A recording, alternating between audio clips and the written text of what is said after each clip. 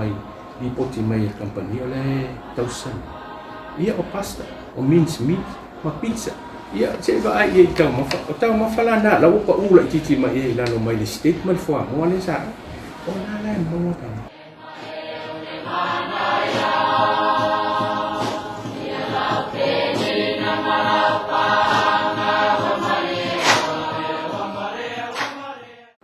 After mo le ava no I la option le polisi le tato pulenga o company ba. Ai pe le au le nei fe lo ingo.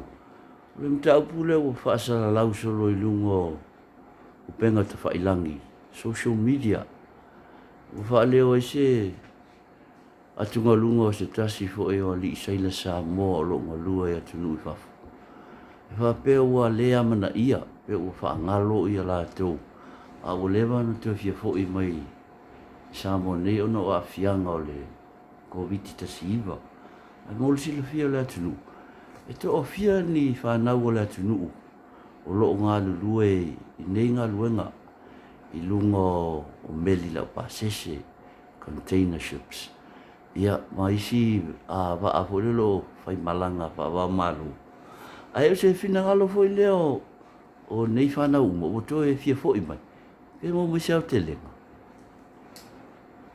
Aftai nanai mo le fafsi le mo le mo le mo si fiel tato tu no mi sfoi la tu mo mai di fasala.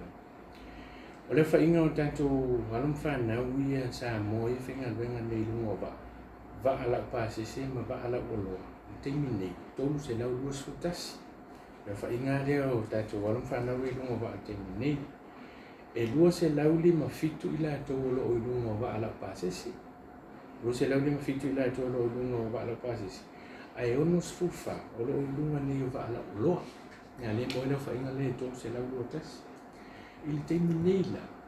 E tolu se fulu lima ila to o fa mai aina la to con karate. Ma il to se lauli o tas ila o ila to umalai. O lo o yai ni le sa finga luenga I lungo va ala pasesi po cruise ships. Tolu lima lea.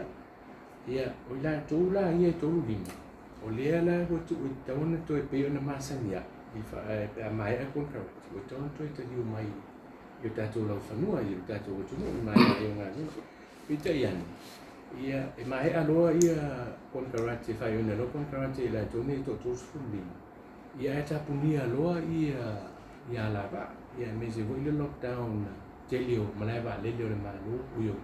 O malo ia ma sani na ui mai ia ia não fa no ia perto te liu mai ina o tu lai mai fa mai e fa mai le covid sui o lia na sa ta sanga ina I loa il tato company ni il tato malo a wala tu tato company sa ia company ba ani e ma fai ona tau si ia tato se ila ni to los tos fuli I lungo ba se ia mai ale I tempo leo o tapu ma le tapu ni o malai ba le lockdown ia ma to fa o na to te li mai le ta to lo fa no e le fa ngo fiel ta sanga le na nai Una mo te fa pe o le le se tu pe o songi e o le to na va le ta sanga ia o le o ta wa na o ta to ma lo e ta to company le na I o e mai company le la na tau si e lo ai no ba no foi pe mo le sanga le mo sanga le mo na ia não fa não I lungo va ani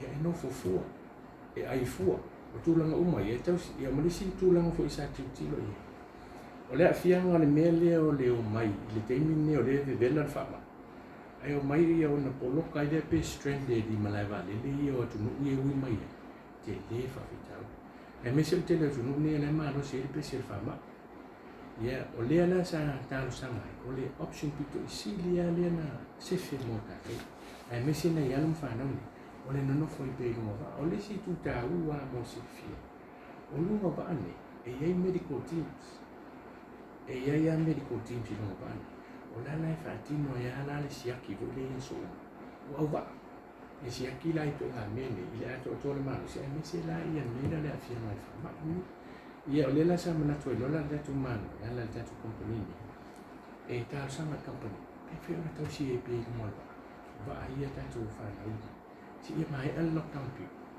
to fa fo mai la ia si ta tu O le tolsu lima le wa mo le ibu tala vetala. O le ye ma le li saila le na o mo le mai ona mana ongan. Sa o le whapsini nanai. O le tolsu lima lea, le la vea I ma si uso lea, le uso lea tau la papa pao. Lea sa mo le mai ona lona fina ngalo I lunga. Video le sa pelena lai mai, le ua share solo I lunga tato social media. O le sa fa manino voia ia I le tolsu lima lea, me se seila umane. Ia tulanga lea. Ma le whainga o le whiuta na inga ma le inga ni o whainga company. Le a tau si eila tau lunga ba. Tau si fua. Se ia mai a ia le. Ia tulanga hoi leo le whamai. Ia matatala whi mana ngai. Ia tau fua milia ni tanto tu. O le si mea tai ua wale mo fifi. O le tau sifu lima hoi ia. E sao, ele na tia le mea o lau toi fio mai. A o le tau sifu lima lea. O tele o le tau sifu lima. Lau wala tu talia. Ia le nonofo I pe lima. Se malato ono sa ia se ia mai a le lockdown period le on to familia o le lesi me ta ua vele non si fia lua se lau valus furono alun fa no samo le ai fa wa la to ngalu ngal te mini la ngalu lu ia I mo ba ala olo ma ba ala o pase se te mini o le popo le ngala le nei ona o le whasalalonga lena o mai e siuso le a tole papa. O le hawhia ngai o na ianu whanau. O la e fia whainga luenga lato. O la e fia le lato malu. Ai meise o la e saunga le mu. A o le mea le utupu ne. Ua fiso ta I meini. Ua popole na ianu whanau ne. Ua popole atu o lato o ai ngai nei. Ai meise nei o lato matu. Ona o lea a whasalalonga le whabai. Ua tu ina mai whapea. Ua le sefe tulanga la ua I lato. Ia o lea lea mai le assurance nei whanau. Ia I o lau uman to so ta I mea o lato ai. Ia ua popole. O sama le mu la mana to lato mai. O le mo watu la we so ta inga. A pe o le waleva o na whaia le tulanga. Iasu uma e iai alto so ta inga ma whana uma nei. O lo ngā lua I whapoi lunga wa. O le tulanga lava le iai nei. E so ta iai alu whanau nei. Tula I mai lor whama. O le mea la le wei eni, wa so umama so ta iei.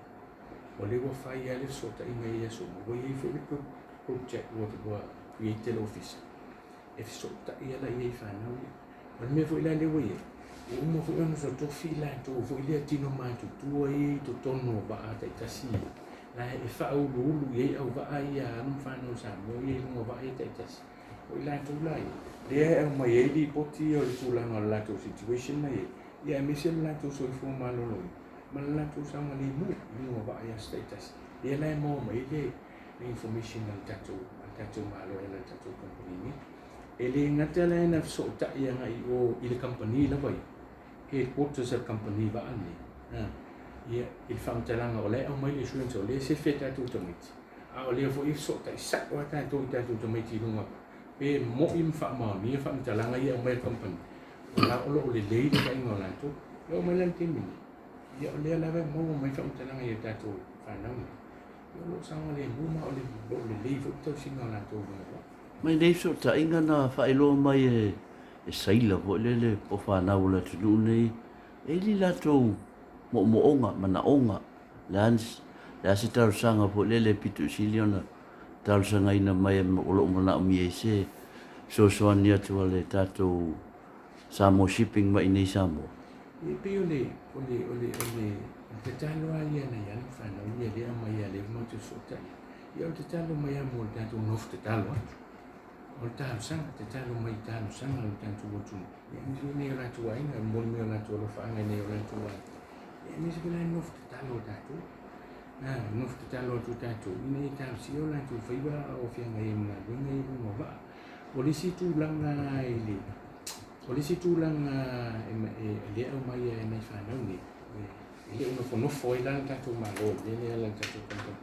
O le whainga lea o whiutana inga ni ma company. Ia fisota e toa company ni mele. Ina ia mauti noa le saunga le mo alum whanau ni. Ia mauti noa le leiva ia whanau ni. Mana tua vo i le tūlanga ni nanai. O le ngaluenga ni whasei. A me sei lunga wa ala prasis. ia le risk element ile na tia mele ela matia o le ngalang fo le fe wa ile tele o wa fo lolo tele o tunu nei le pesi fama ia male ano le afe mafio tangata ni malanga i lungo ba ni yo na fia fama ia ele abesiana ia na matia o so fu o le nicha de o nga wenga fasila nicha de o nga wenga na tauto ia lung fana ni ale me pitu silin tawo le me pitu silin tawo le abe fama mafalta tuma fama mafa feutena ingani ina ia mautino o lai pui ale mai fama ia pui ngala ni le wo umon feutena ingama ma company ni o le fai o medical checks alum fana ia so uma le ku o au va le fai medical checks ita ia ma le fi ia le ngatai ia o le pai mo me vo ia o o kia pui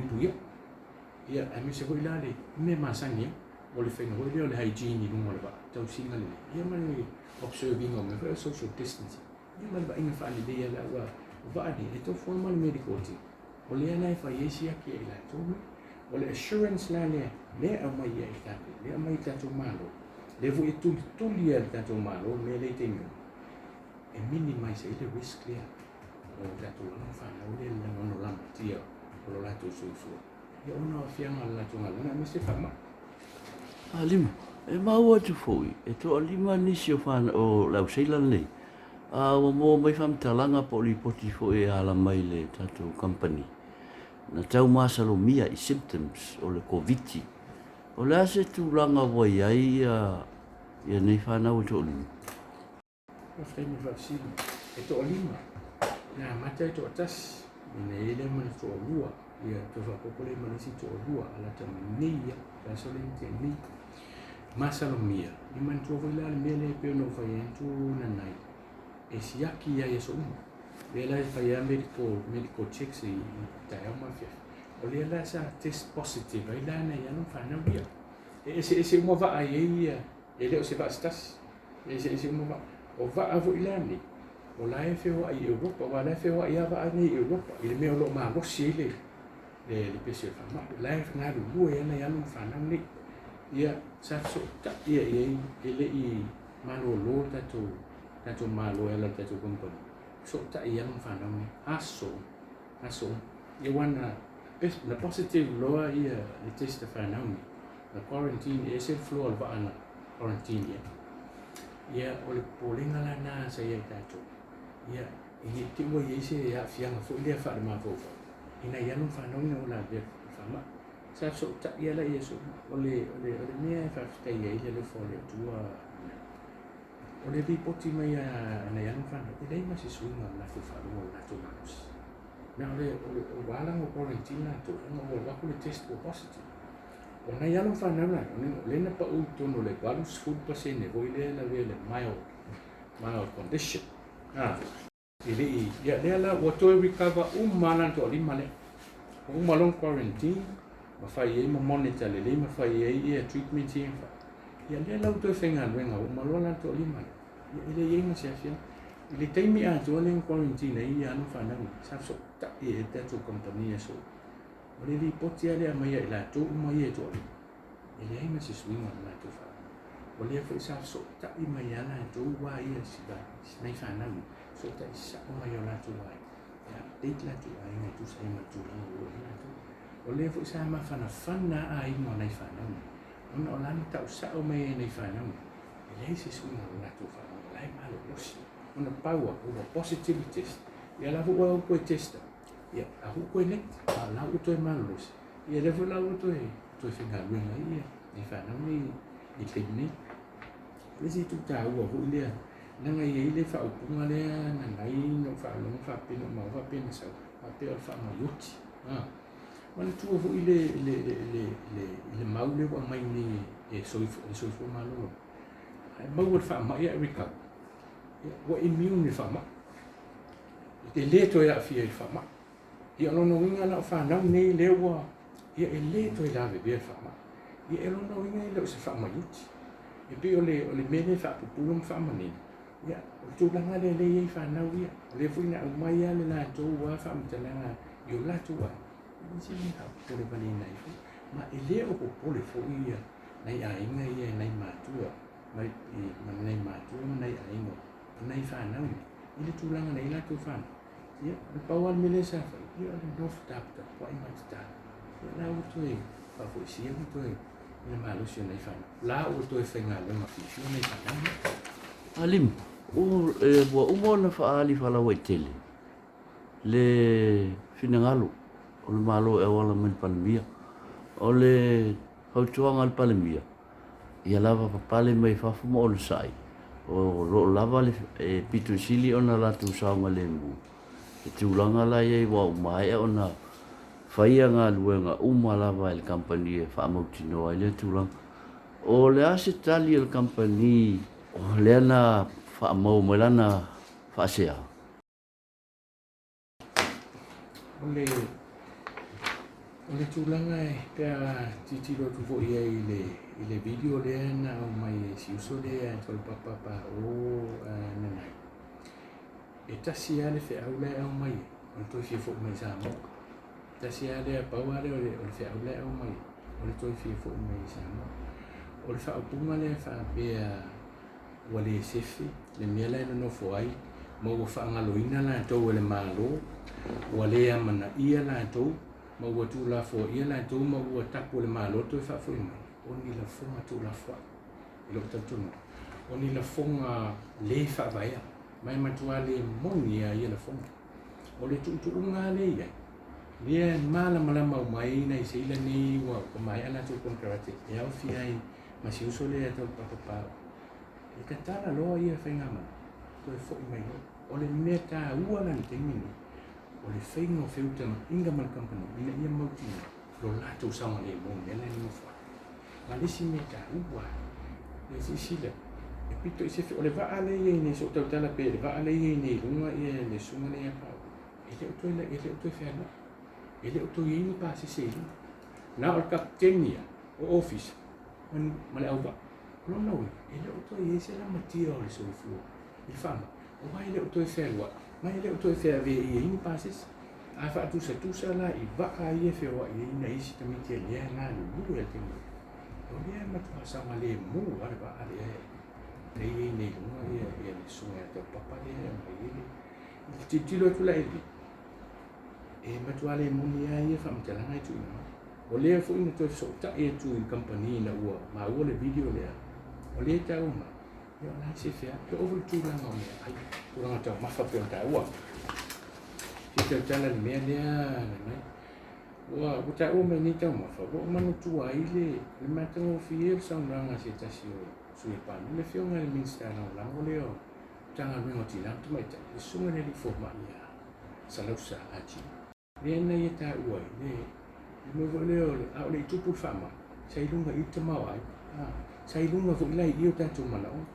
ua a fia nei lan te mau ai ngai fama o pa u mai la o tau fu la na sau la o tanto mana e pe o se te vai i te ina e fu la i e sa o le mele ua sui le fengo me ai va ia man tuvo a fia te mau ai ngai va ai i fama i ni ma o tau sami sa fai lunga va ai me io statement fu mo vatu le ia e fita wito e statement fu mo te minir fa e tau volan tu i fola titi la o la o poshe o ration le ia tau maftanga ba e fu i mo sa place la mo ala e mo tau maf o tau mafa ia le mo mai le ma o mai di poti mai il company le tau san ia o pasta o mince meat ma pizza ia se va ai e tau ma fala na la o pa ula titi ma e la no mai le statement fo mo le sa o la la mo ta e le fa pe o fa le to mo fa le to mo fa ai pe o meni tam fa e to fo e fa mani le pa ula lo te ma ai so se me o le la langi o ma lo yo ai ma company o pa ula o fina ona pa ula titi fo la no mo ma no ina tau fa ke tau i ma expectation fo ia ele mele o le vesi ma fia uma il la langi me se company ni il fa ma ele tama ai ngo company ia ala na wa ta tu il statement fo mo lau te muia E mau atu o lona winga la o le malienga le wa fai nei ia tu mau pea ia saila nei i le vaenga le le ia teula papa. E rina le na usa mo po o le saila atua o le waa lai isolate i lunga o le waa. Ole